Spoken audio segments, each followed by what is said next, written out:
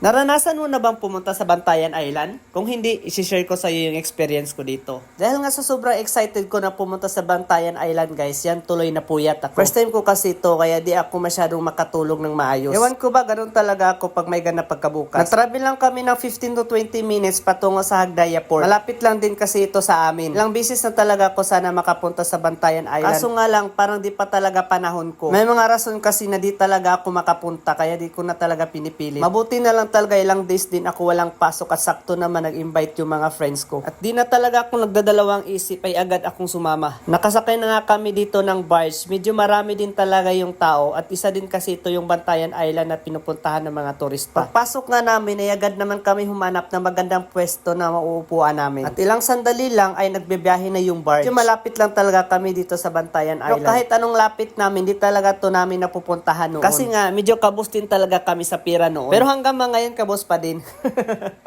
Tunay talaga yan, pero medyo may kaibahan lang talaga yun unlike before. Kasi noon kasi nag-aaral pa kaming lahat at yung kita naman ng parents namin ay enough lang for food or sa mga bills namin. So yun na nga guys, nandito na tayo sa gitna ng karagatan. Pero grabe super ganda ng view at napakalinis ng tubig dito. Sakto din talaga yung pagpunta namin dito kasi maganda yung panahon. 2 oras din yung biyahe namin dito, Hagdaya Port to Bantayan Island. Medyo matagal-tagal din. May mga isla ka ding madaanan papunta doon sa Bantayan Island tulad ng Malapascua at iba pa. Nakapunta na din ako dyan sa Malapascua Island before. Medyo may katagalan din talaga yung biyahe. At para di kami maboard ay nanonood lang kami ng agos ng mga alon. Nung pumunta ako sa Malapascua, grabe napaka-amazing din yung experience ko doon. Kasi grabe, para siyang paradise. Super linis ng tubig at white sand. So ito na nga guys, nagbibideo na nga ako sa sarili ko habang binibidyohan ko din yung mga agos ng alon. Tagmuni-muni na talaga ako dyan kasi di ko talaga akalain na makakasama ako sa gala na to. Na-amiss talaga ako sa agos ng alon ng dagat. Tunay talaga yan kasi minsan lang kasi itong nangyayari sa buhay kasi ko. Di ko akalain kasi pinapangarap ko lang to noon pero ngayon nangyari. Wala talaga imposibleng mangarap kasi darating talaga yung panahon kung para talaga sa'yo. Basta magsikap ka lang at mabuti sa kapwa at wala kang tinatapakang tao at i-pray mo lang always kang Lord na mararating mo yung mga pangarap mo sa buhay. Kung ikaw ay naghihirap ngayon, huwag kang sumuko. Laban lang, mga pagsubok lang yan. Di yan hadlang sa mga pangarap mo sa buhay. Binigay yan ni Lord dahil alam niya na kaya mo. Amen. Sana may natutunan ka sa video na to. Yun na nga guys, medyo malapit na kami sa Bantayan Island. Dahil sa sobrang excited ko, yun na nga, dito na ako sa labas naghintay. Nag-picture na din ako dito konti kasi medyo maganda ang view dito. Feel na feel ko talaga yung moment kasi ang sarap ng simoy ng hangin. Nakarating na nga kami sa Bantayan Island kaya agad na akong bumaba. Ramdam ko talaga yung pagbaba ko para akong galing sa abroad. Mababa na din yung mga ibang friends ko at ibang tao galing sa barge. At yun na nga, naglalakad na kami palabas. At welcome to Bantayan Island. Dahil walang nag-welcome sa akin guys, kaya ako na lang yung nag-welcome sa sarili ko. So ito na nga yung mga kasamahan ko guys. Super tuwa namin at salamat pa lang kang Kuya Red sa pag-invite namin dito sa Bantayan Island. Big shoutout sa iyo Kuya Red, sa mga friends ko dyan sa Tuburan. Shoutout sa inyo lahat. Enjoy lang natin tong moment kasi minsan lang to.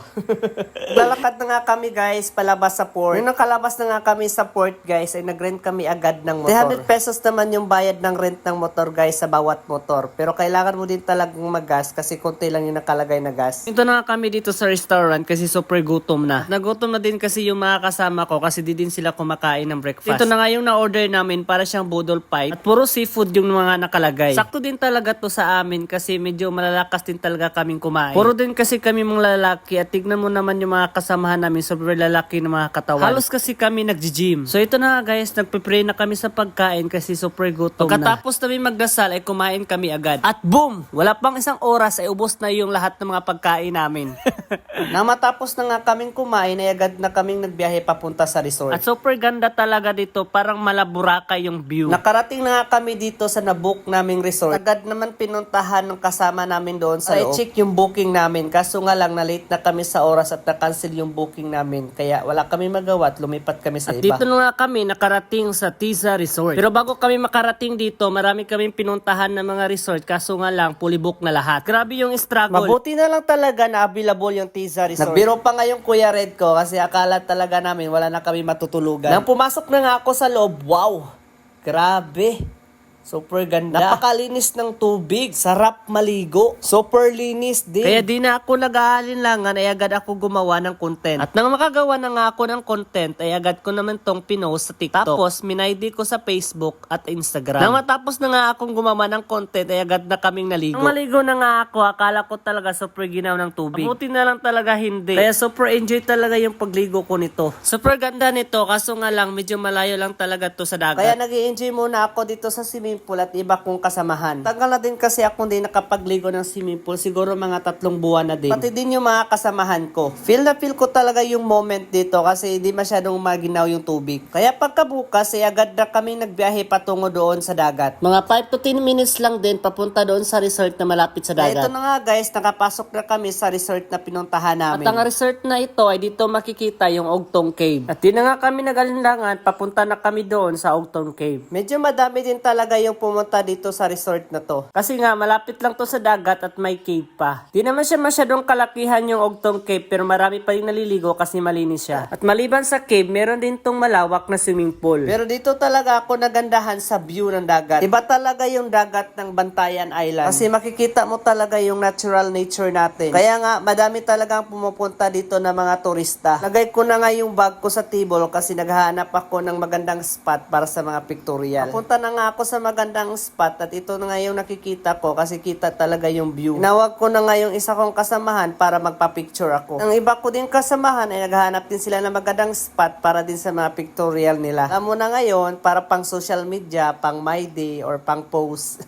Ito na kasi yung uso natin ngayon. Palit na nga ako ng ibang damit para iba-iba din yung post ko. Para din may mapipilian ako. Sinulit ko na talaga yung pag-picture ko kasi ang galing ng photographer. Dinidirect niya talaga ako kung ano yung magandang post ko. Magaling siya talaga sa mga angle-angle. Professional photographer talaga to siya. Galing US pa to Kikita mo talaga na magaling talaga siya sa mga angle-angle. Kasi alam niya talaga kung saan ako maganda tignan. Cellphone pa lang yung ginamit niya kasi naiwan yung camera niya. Nang matapos na nga kami mag-picture-picture sa dagat kasi agad na kami pumunta sa Ogtong Caves para maligo. Kaya agad na ako maghubad kasi gusto ko nang maligo. At agad naman akong tumalon at yan tuloy napagalitan ako kasi bawal palang tumalon.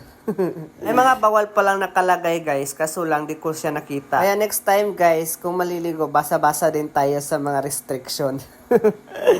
Pero naintindihan naman ako ni Kuya kasi di ko talaga nakita. Hindi naman siya masyadong malalim, siguro mga 3 to 4 feet lang yung lalim niya. Pero dapat pa din mag-ingat para iwas din sa mga aksidente. At habang naliligo ako, tumawag yung friends ko na pupunta daw kami sa dagat kasi mag-check out na daw kami. Kaya agad akong tumakbo sa dagat para makapagligo din. Maligo na sana kami kaso short na kami sa time kaya nag-video na lang kami ng kasama ko. Sayang talaga medyo short kami sa oras. Gusto ko pa sanang maligo. Nagpa-video na din yung kasama ko kasi pupunta na kami sa hotel namin. Nang makalis na nga kami sa hotel ay pumunta kami sa isang restaurant kasi nag-order kami ng food. Nang dumating na nga yung lahat ng order namin ay agad na kaming kumain kasi super gutom namin. Enjoy na enjoy talaga kami sa food kasi super sarap. Nag-additional pa nga kami ng rice kasi parang nakulangan kami sa rice. Nang matapos na nga kami kumain ay agad na kami pumunta sa port kasi pauwi na kami. Kumuha muna yung iba ng ticket at yung iba naman ay nakaupo nag-aantay kasi super taas ng pila. Pero may lang sandali lang ay nakakuha din kami ng ticket at papasok na kami sa barge. Nung papunta na kami doon ay pumila na naman kami ulit kasi hindi pa nakarating yung barge na aming sasakyan. Nung nakapila na nga ako, meron ako nakitang isang Korean. Grabe, super kinis ng balat. Nahiya ako. Yun na nga guys, ilang minuto lang ay nakarating na din yung barge na sasakyan namin. Kaya agad na kaming lumakad baka maiwanan kami. Yun na nga guys, nakatungtong na kami sa barge na sasakyan namin. At nandito na nga kami sa loob, naghanap na kami ng magandang pwesto para sa uupuan namin. At tinawag ko na nga yung mga friends ko para makasama sila sa video.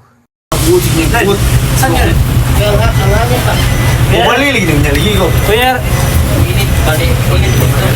tali kayo sa vlog. Grabe ang couch. Rene. Minuto nga ay nakabiyahe na nga yung barge papunta sa Hagnaya Port.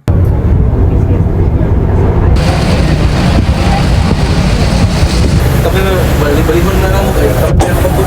Yung mabuhay ko.